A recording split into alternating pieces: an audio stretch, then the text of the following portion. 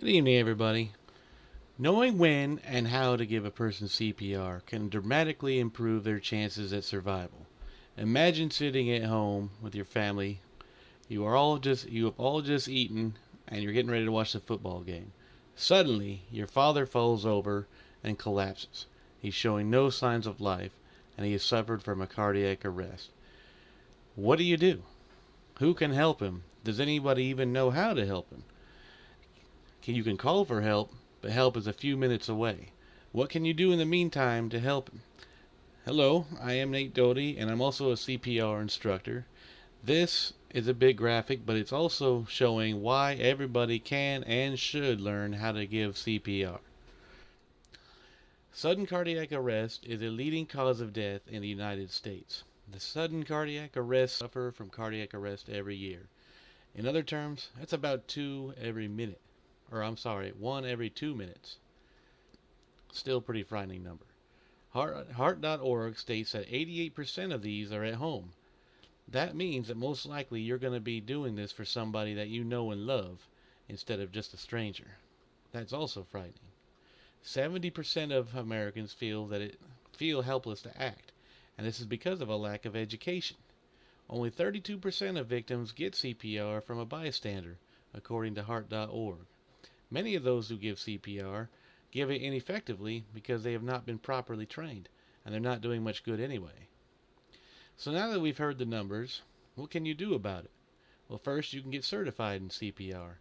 It's easy to learn, and if you're in the military, it's free. All you have to do is go to your medical group, and they'll tell you where to go, or they can certify you right then and there on your own base. If you're not in the military, you can contact the American Heart Association and find out where the closest classes are. You can also spread the word and have other people learn as well. The more people, the better. Giving effective CPR immediately after cardiac arrest can double or even triple a victim's chances of survival, according to Heart.org. You can also greatly enhance a person's chances with an AED, which is an automatic electronic defibrillator, and I'll be going over that later. AEDs are required in all government buildings and are also in most other buildings. They're easy to use and we'll talk you through it. And when you call for assistance, you should also call for an AED. Okay, I wanted to go ahead and change the video up just a bit. I wanted to show you guys some of the materials we use to train people, starting with an AED. This is an automatic electronic defibrillator. It is for shocking the heart back into a normal rhythm. So you see it's fairly simple. It has an on-off button, a shock button, of course, and then you have different types of pads. Now, AEDs have there are different AEDs, but they're all pretty much the same. They either have a switch to switch between an adult or a child, or different pads. You can see, hopefully it focuses in here. Yep. You can see by the pads that these are adult pads. You want to make sure you use adult pads on adults because it's a different amount of voltage. Child pads for children, of course. So, first thing you would do is press the on button. That's the first thing you do when you get it. And then it talks you through everything. So, I'm going to go ahead and show you how this works as I'm demonstrating CPR. So, I'm not going to show it all at this moment. Just wanted to let you guys all see it. Now, of course, you cannot be certified in CPR until you get certified in a class, but I'm going to go ahead and show you what it looks like anyway. So let me get into position here.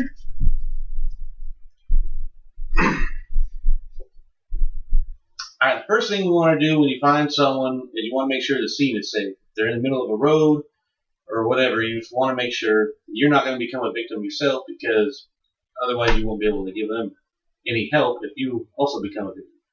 So, road's clear, or we get them out of the road. Scene is safe. Alright, now you want to make sure they even need help. Sir, are you okay? You okay? He's not okay. Call for help.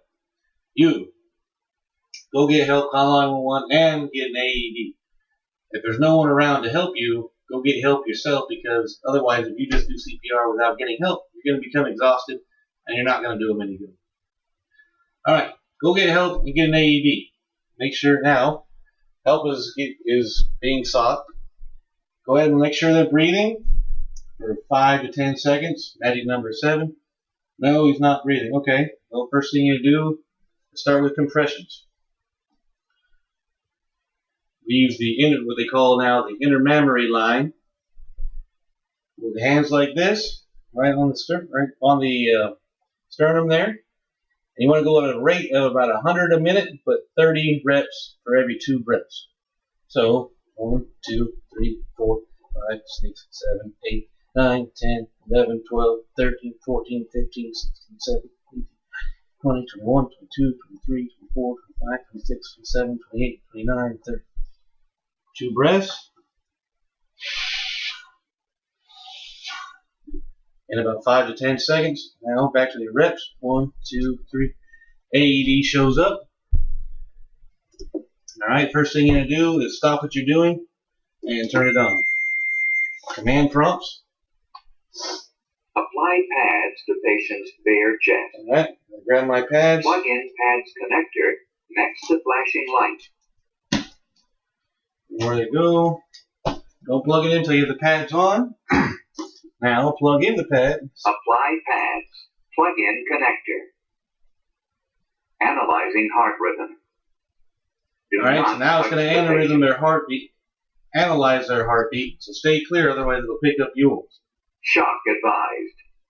Alright, in this case it's saying they use shock. Stay clear of patient. Now it's charging. Deliver shock now. Press the orange button. Alright, clear now. everybody again. Shock delivered. Pause. Begin CPR. And go back into CPR. 1, 2, 3, 4, 5. That's it. Just keep on going until about 2 minutes later it's going to tell you to stop and analyze again. And that's it. Thank you. In conclusion, I have shown the importance of CPR and the use of an AED, and with an estimated 325,000 lives lost each year due to sudden cardiac arrest, how many of those could have been saved by a person educated in the use of CPR? Everyone is able to learn, and giving it effectively increases their chances greatly. Remember that the chances of you knowing the person that you're trying to save is much greater than that of a stranger. Wouldn't you feel much better if you knew how to help them instead of standing by helplessly? I think you would. I know that I do, and it's very much worth learning. Thank you.